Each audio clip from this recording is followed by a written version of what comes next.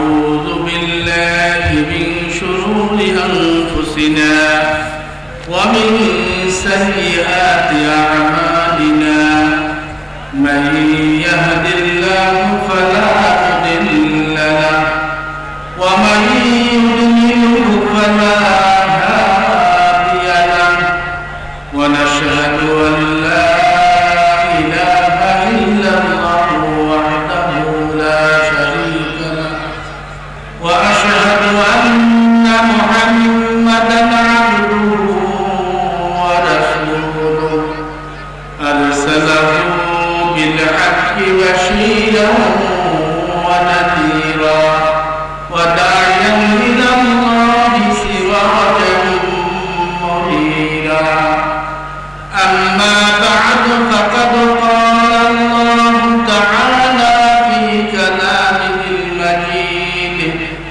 والفرقان الحميد أعوذ بالله من الشيطان الرجيم بسم الله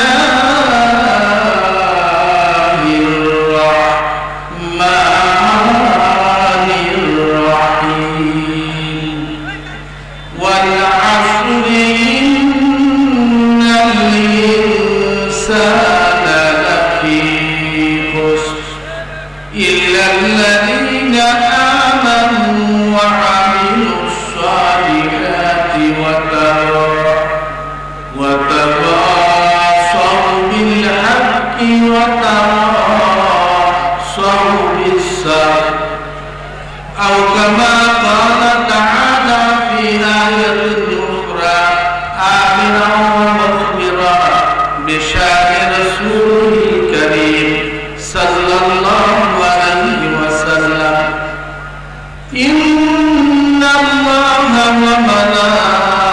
وملائكته يصلون على النبي يا أيها الذين آمنوا صلوا عليه وسلموا تسليما اللهم صل على سيدنا مولانا محمد وعلى آل سيدنا مولانا محمد नहीं दो जहां में मिसाल मोहम्मद कमाल खुदा है जमाल मोहम्मद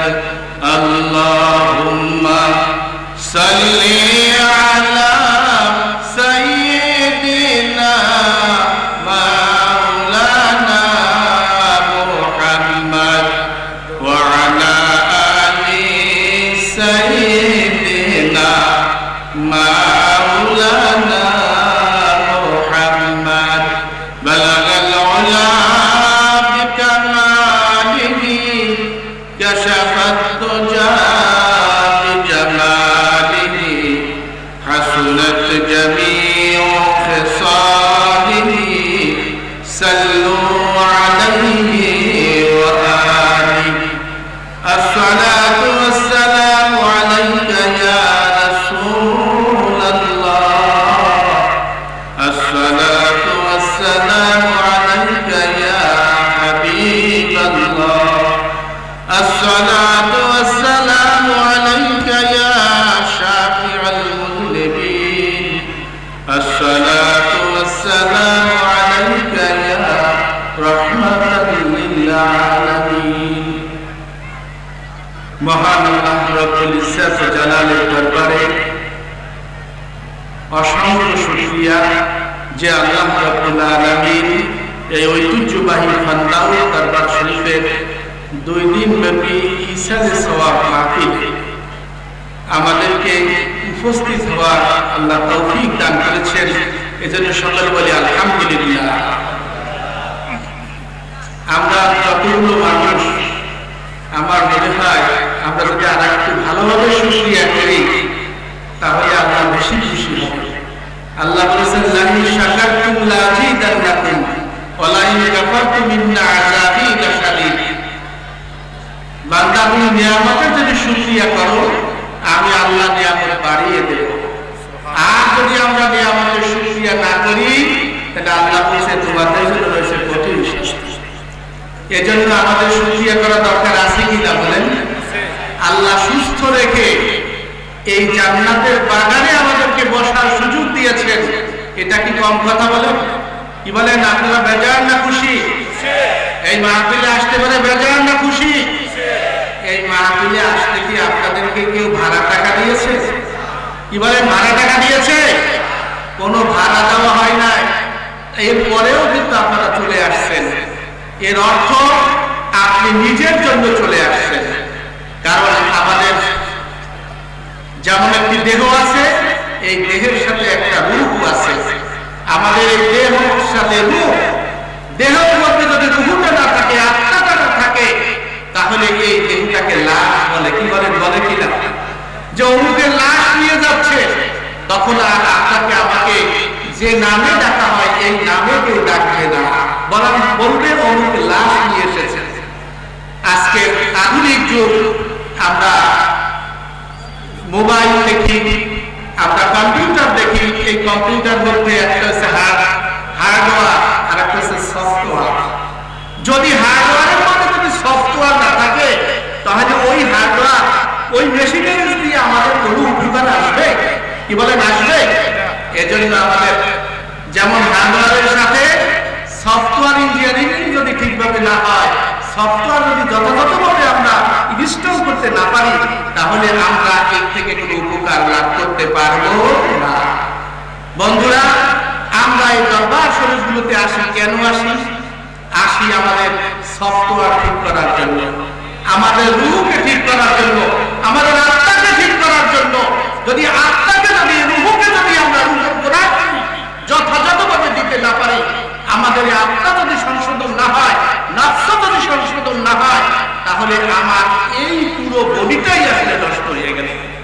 এজন্য আমরা এই দরবার আসলে আসতে পেরে খুশি না বেজার? যদি আমরা খুশি হয়ে থাকি তাহলে আল্লাহর শুকরিয়া বেশি করা দরকার আছে কিনা? তাহলে আমরা সকলে ব্যগ্রস্বরে চিৎকার দিয়ে আল্লাহকে একবার জানিয়ে দিই যে আমরা খুশি। কি বলেন? পারবো না ইনশাআল্লাহ? সকলে বলি আলহামদুলিল্লাহ। সম্মানিত ভাইরা, আপনাদের সামনে আমি পবিত্র কোরআন কারীমের 103 নম্বর সূরা সূরাতুল আসর, একবার ছোট্ট একটি সূরা আমি তেলাওয়াত করেছি। সময় খুব বেশি নাই, অল্পের মধ্যেই দুই একটা কথা, দুই একটা মেসেজ দিয়েই আমি আপনাদের থেকে বিদায় দেব ইনশাআল্লাহ। এই ফান্দাউ দরবার প্রাণের দরবার, ভালো লাগে এখানে আসতে। যেহেতু এখানে বর্তমান পীর সাহেব আলহামদুলিল্লাহ এবং মাওলানা সাহেব মাইনুদ্দিন, এরা সব শহর, এরা এত আন্তরিক এবং এদের সাথে যে হৃদয়ের যে সম্পর্কটা, যেহেতু এরা আমাদের কলিজার টুকরা, এজন্য এদের কাছে ছুটি আসতে হয়, এদের আহ্বান আমরা হইতে পারি না। সম্মানিত ভাইরা, আমি সূরাতুল আসর আপনাদের সামনে তেলাওয়াত করেছি, ছোট্ট একটি সূরা, মাত্র 3টা আয়াতের একটা সূরা। আল্লাহ রাব্বুল আলামিন বলছেন ওয়াল আসরি ইন্নাল ইনসানা লাফি খুসর। এর সরল অনুবাদ যে শপথ, সময়। এরপরে আল্লাহ বলেছেন নিশ্চয়ই মানুষেরা ক্ষতিগ্রস্ততার মধ্যে আছে, তবে যারা ঈমান এনেছে, যারা সৎকর্ম করেছে এবং যারা হকের এবং সত্যের মানুষকে উপদেশ দিয়েছে এবং ধৈর্যের উপদেশ দিয়েছে, তারা ছাড়া। অর্থাৎ আমরা যদি আমাদের জীবনে 4 দফা কর্মসূচি পালন করি, তাহলে আমরা অবশ্যই কি হব? আমরা ক্ষতিগ্রস্ততার থেকে মুক্ত হব, আমরা অবশ্যই জান্নাতি হব। বলেন না সুবহানাল্লাহ। সম্মানিত ভাইরা, মহান আল্লাহ রাব্বুল আলামিন পবিত্র কোরআনুল কারীমের এই ছোট্ট সূরাতে শুরুতেই বলেছেন ওয়াল আসর, আইউকসিমুল আসর। আল্লাহ বলেছেন আমি আসরের শপথ করেছি। শপথ আমরা করি, আমরা যখন শপথ করি তখন শপথ করি কার নামে?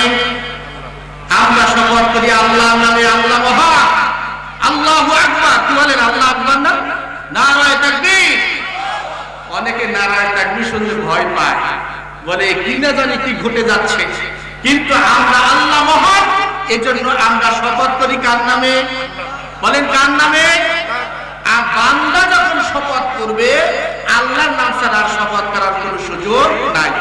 কিন্তু আল্লাহ রাব্বুল আলামিন আমাদেরকে মহব্বত করেন, আমাদেরকে পছন্দ করেন, এই জন্য আল্লাহ রাব্বুল আলামিন তার সৃষ্টি এই সময়ের শপথ করেছেন যে ওয়াল আসরি, যে শপথ সময়। এখন কথা হচ্ছে যে যেই জিনিসের শপথ করা হয় এর পরবর্তী জিনিস হিসাবে সম্পর্কটা কি, এটা বিরাট তাফসীর। এই তাফসীরের থেকে গেলে অনেক কথা বলতে হবে, সে সুযোগটা আমাদের হাতে নেই। আমি শুধু বলবো এই আসর বা সময় তারা মূলত বুঝিয়েছে আমাদের জীবনকে। আমাদের জীবন একটা সময়কাল কিনা, বলেন কি বলেন? সময়কাল কিনা? একটা একেবারে ছোট্ট একটা জীবন। আমরা যখন কোন নাটক যদি কেউ দেখেন তা দেখবেন 10 মিনিট 15 মিনিটের মধ্যে একটা বাচ্চা জন্মগ্রহণ করলো, সে বড় হলো, আবার সে মারা গেল, সব কিছু দেখাই ফেলে। ও ভাই, ওইটা তো একটা নাটক, কিন্তু আপনার আমার জীবনটাও একটা নাটক। কারো 20 বছরের, কারো 30 বছরের, কারো 50 বছরের, কারো 60 বছরের একটা নাটক। এই আপনিও একদিন ছোট্ট ছিলেন, আমরাও একদিন ছোট্ট ছিলাম। ছোট্ট হওয়ার পরে পড়াশোনা করেছি, এরপরে আমরাও বাবা হয়েছি, আমরাও বাবা নানা হয়েছি। এখন কবরে যাওয়ার পথে, কি বলেন ঠিক কিনা? তা ছোট্ট একটা নাটক কিনা? ভাই বয়স বাড়ে না কমে? বলেন তো বয়স বাড়ে না কমে? আল্লামা ফখরুদ্দীন রাজি রাহিমাহুল্লাহ তিনি মাফাতুল গায়বে বলেছেন যে ওয়াল আসরি, এই আসরের ব্যাখ্যা আমি ভালোভাবে বুঝছি কোন দিন? তা যেদিন বাজারে যাইয়া দেখতেছি একটা লোক বলতেছে, ও ভাই আপনারা কে কোথায় আছেন? আমার পুঁজি হারিয়ে যাচ্ছে, আপনারা তাড়াতাড়ি আমার পুঁজির ব্যবস্থা করেন, আমার পুঁজিটাকে একটু ধরে রাখেন, আমার পুঁজি হারিয়ে যাচ্ছে। উনি যায় দেখে লোকটা বরফ বিক্রেতা। কি বিক্রি করে? বরফ বিক্রি করে। বরফ যখন থাকে, কেউ যদি না কেনে আস্তে আস্তে বরফ গলে যায় কি যায় না বলেন? তার বরফ গলে যাচ্ছে, অর্থাৎ তার কি হয়ে যাচ্ছে? তার পুঁজি চুরি হয়ে যাচ্ছে। ও ভাইরা, আমাদের জীবনটাও তো বরফের মতো। আজকের যে মুহূর্তটা আমাদের চলে গেল, এই মুহূর্তটাকে আবার আমরা ফিরে পাবো কি? আবার কোনো ফিরে পাওয়ার কোনো সম্ভাবনা আছে?